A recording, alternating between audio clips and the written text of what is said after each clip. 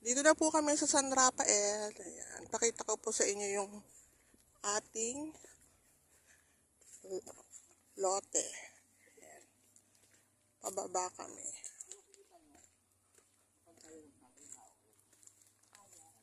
So ito, papalaparin po yan, daan na yan. 8 meters po ang ating magiging daanan. Yeah, ito yung ating residential. Ito, right side. So, andito yung ating farm lot.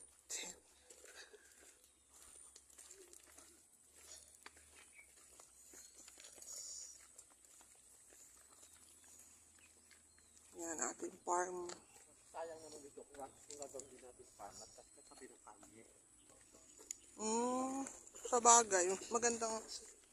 Tapos banda ron, residential na rin yung mga property, marami nakatira doon.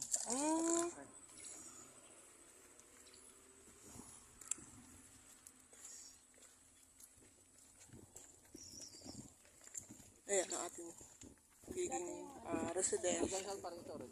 Residential, yan. So, andito yung ating farm.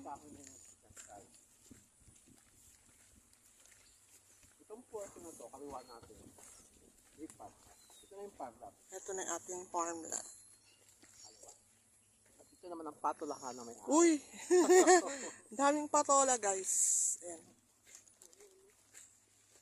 So, ito ang ating farm. Ito tayo. Dito tayo, sir. So, ito yung ating farm lot. Overlooking the right. Ayan. Yan na. Ito na ang farm lot. Ayan. Ito ang ating farm lot. Hanggang saan yan, sir? Ha? Hanggang saan? Nakikita mo yung mga tanim na yun hanggang dito sa portion. Ito ay, this is 1.9 plus 700, 2.6. Ating farm lot. Ayan. Doon sa may mangga na lang. Ayan. Meron tayong mga puno ng mangga dyan, guys. Ganito kalaki aming farm lot dito sa San Rafael. Kapag kita mo yun, overlooking tayo doon. Mataas yung property natin. And guys, overlooking kami doon ha, guys.